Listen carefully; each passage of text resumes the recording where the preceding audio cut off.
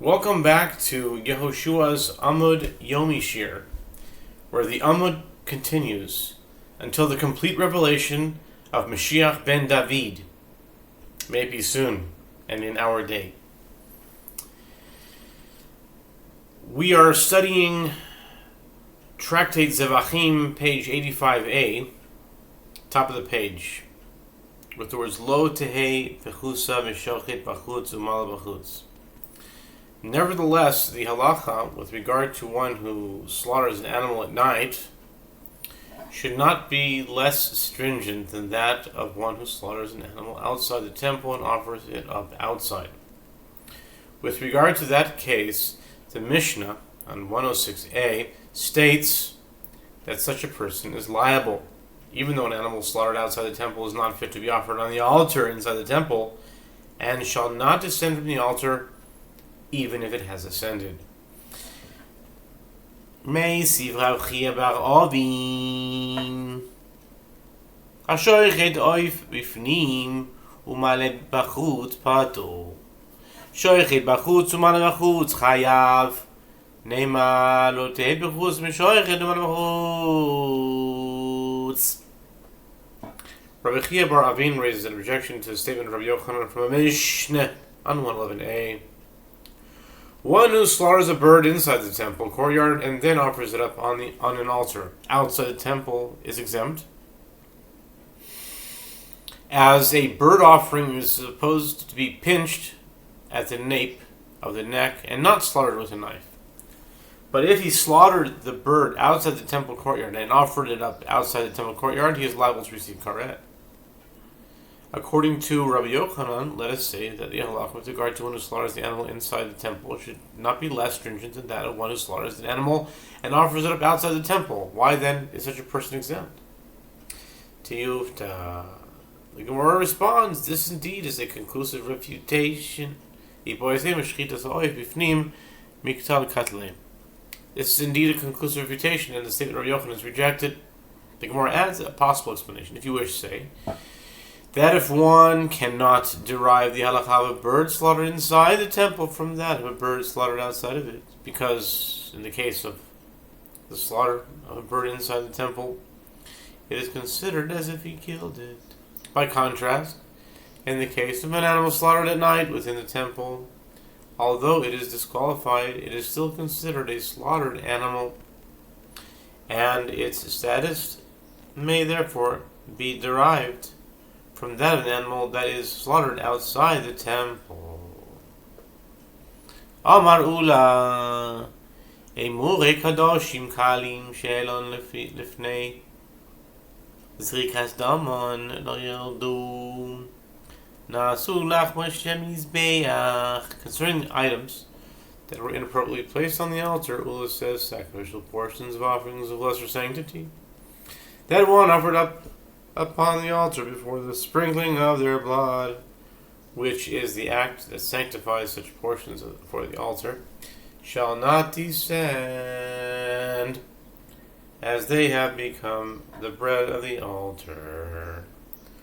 Amar Rabbi Zeira Afananami Tanina Shinishbach Damo V'shiyatza Dama Lechutz Lekloim ומה הסומדים בו לזרויק?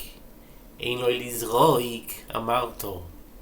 אם אלו לא ירדו, אחדים בו לזרויק זוירק, לא לקרוא שכן. Rabbi Zera said in support of Ula, we learn in the Mishnah as well, the sacrificial portions of an offering whose blood was spilled, or whose blood emerged outside the curtains, shall not descend if they ascended. From this one can infer And if there where the blood was spilled, if he comes to sprinkle it, he cannot sprinkle it, as there is no blood with which to do so. And you said that if they ascend to the altar, they shall not descend. Then here, where the blood is intact, such that he comes to sprinkle it, he sprinkles it, which renders the sacrificial portions permitted for sacrifice upon the altar, is it not all the more so that if they ascended, they shall not descend? Targma Kachi Kadoshim. Gemara rejects the inference of Reb Zera, interprets the Mishnah as referring specifically to offerings of the most sacred order, those whose sacrificial portions are sanctified for the sake of the altar before their blood is presented. Therefore, such sacrificial portions are considered fit for the altar and shall not descend if they ascended. It may be that the sacrificial portions of offerings of lesser sanctity are entirely unfit for the altar before the presentation of their blood.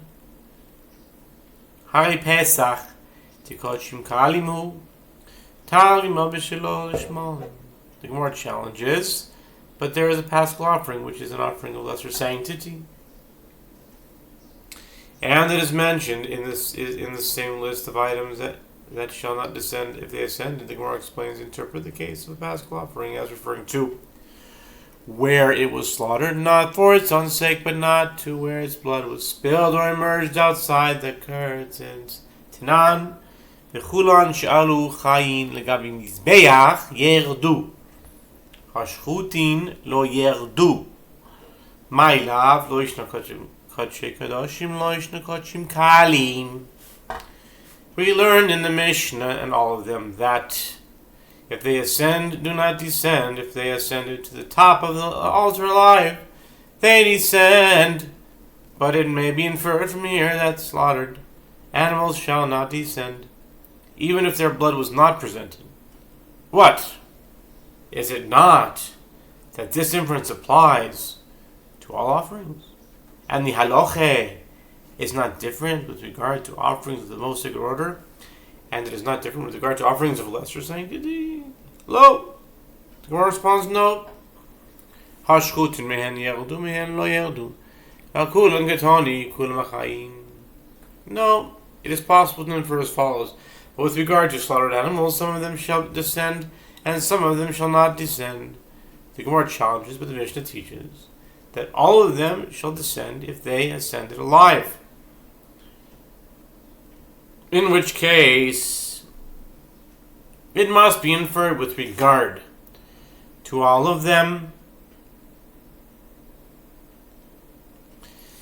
that if they were slaughtered, they shall not descend. The Gemara explains, when the Mishnah states all of them shall descend, it is referring only to animals that descended upon the altar while still alive, in order to emphasize that all fit animals that ascended while still alive shall descend, and are not slaughtered atop the altar. The Mishnah did not intend to teach the halacha with regard to all slaughtered animals.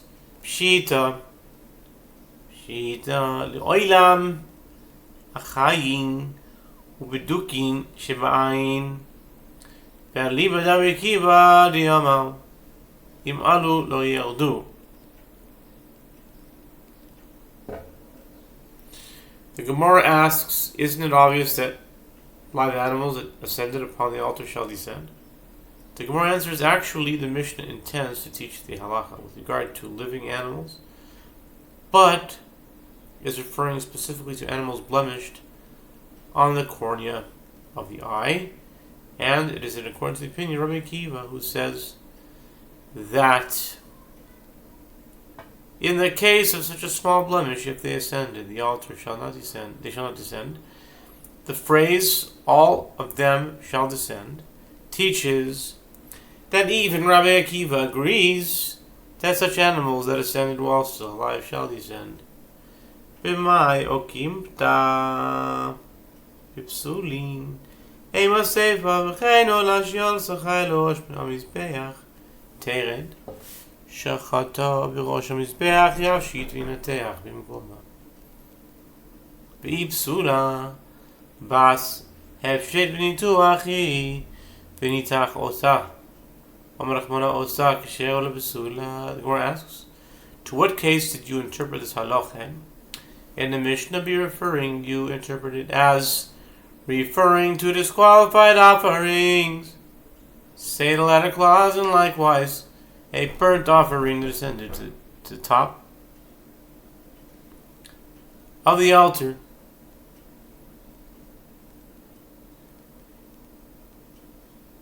alive shall descend. But if one slaughter the animal on top of the altar,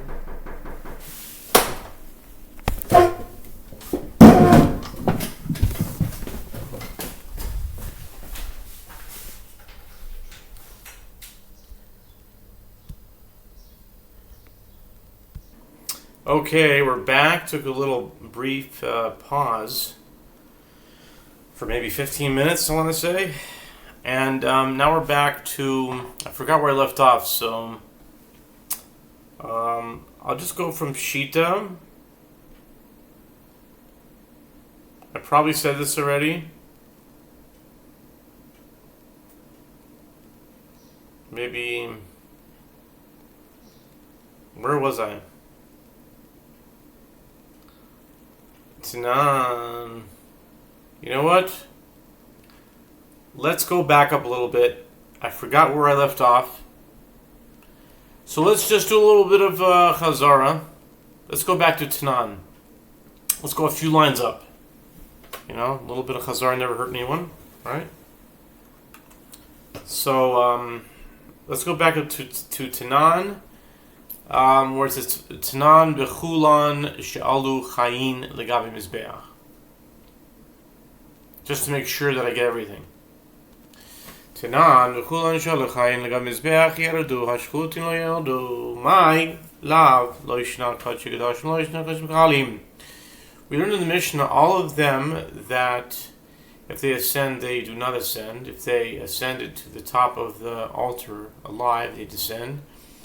But it may be inferred from here that slaughtered animals shall not descend, even if their blood was not presented. What? Is it not that this inference applies to all offerings, and the halacha is not different with regard to offerings of the most sacred order, and it is not different with regard to offerings of lesser sanctity? Lo. Hashchutin mehen yerdu mehen lo yerdu. Ha-kulan ketani kulam achein. The Gemara responds, no. It is possible to infer as follows, but with regard to slaughtered animals, some of them shall descend, and some of them shall not descend. The Gemara challenges, but the Mishnah teaches that all of them shall descend if they ascended alive, in which case it must be inferred with regard to all of them that if they were slaughtered they shall not descend. The Gemara explains, when the Mishnah states all of them shall descend, is referring only to animals that ascended upon the altar while still alive, in order to emphasize that all fit animals that ascended while still alive shall descend are not slaughtered atop the altar. The Mishnah did not intend to teach the halacha with regard to all slaughtered animals. Pshita le'oilem ha'chayim bedukin shiboin. The Gemara asks, isn't it obvious that live animals that ascended upon the altar shall descend? The Gemara answers, actually, the Mishnah intends to teach the halacha with regard to living animals, but is referring specifically to animals blemished on the cornea of the eye. I remember this. Yeah. And it is according to the opinion of Rabbi Akiva, who says that in the case of such a small blemish, if they ascended to the altar, they shall not descend. The phrase, all of them shall descend, teaches that even Rabbi Akiva agrees that such animals that ascended while still alive shall descend. I think here's where we were. Bipsulin be'ema seifa v'chein ole she'ol s'chai l'rosh mizbeach tered sharta v'rosh mizbeach yavidrin azem v'klema bipsula pas efshe v'nituachi v'nitach otah amarachmona oisa kesher lo psula. The Gemara asks, to what case did you interpret this halacha in the Mishnah to be referring? You interpret it as referring to disqualified offerings. Say the latter clause, and likewise the burnt offering that ascended to the top of the altar, alive shall descend. But if one slaughtered the animal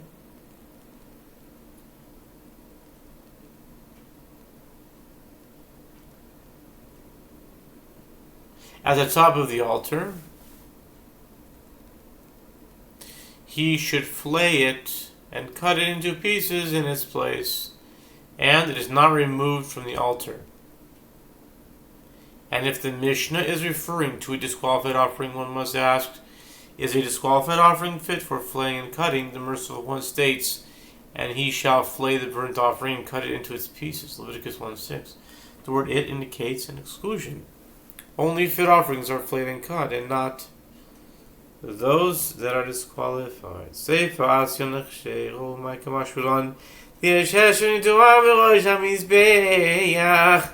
Gemara answers, in the latter clause we come to refer to a fit offering. The Gemara asks, and what does this teach us? The Gemara answers, it teaches that there is flaying and cutting at the top of the altar, and it is not considered degrading to the altar. The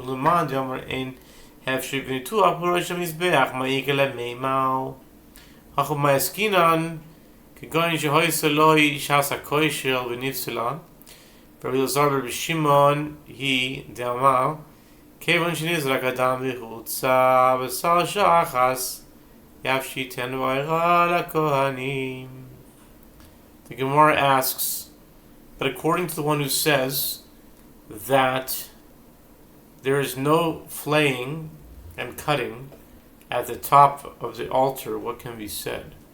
The Gemara answers, according to that opinion, what are we dealing with here? We are dealing with a case where the animal that ascended while still alive had a time of fitness during which it was slaughtered atop the altar and its blood was presented, and thereafter it became disqualified. And the last clause of the Mishnah is in accordance with the opinion of Rabbi Elazar, son of Rabbi Shimon, who says, since the blood was sprinkled, thereby affecting acceptance of the flesh of the offering for a moment, even if the offering then became disqualified, he shall flay it, and its hide is given to the priests, and its flesh is burned. Ve'elakatan diktani kevan oise moirid esakovayim dimata madichan lamalip. The Gemara asks, but if the Mishnah is referring to an offering that became disqualified, then with regard to that which is taught in a brayta concerning the Mishnah, what shall he do with such an offering? He takes the innards down from the altar, placing them below it, and thereafter rinses them. Why do I need to do so? Since the innards of a disqualified offering may not be returned to the altar once they have been removed from it, why should they be removed from the altar? The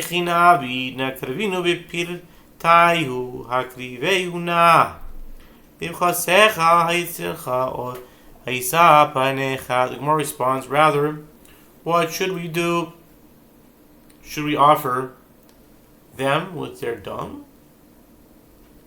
Doesn't the verse state, present it now to your governor? Will he be pleased with you? Or will he accept your person? Malachi 1:8. And isn't it derived from this verse that items considered repulsive to people are not fit for the use as an offering to the Most High? For the Most High? Anan hachi kamrina madrina lamali misra mikoyin achrina v'luyada naskinu. The Gemara clarifies this is what we are saying. Since one removes the innards of a disqualified offering from the top of the altar, and they may not be returned, why do I need to rinse them? The Gemara answers, the concern is that if another priest chances upon these innards and does not know that they are disqualified for the altar, he will sacrifice them upon the altar with their dung.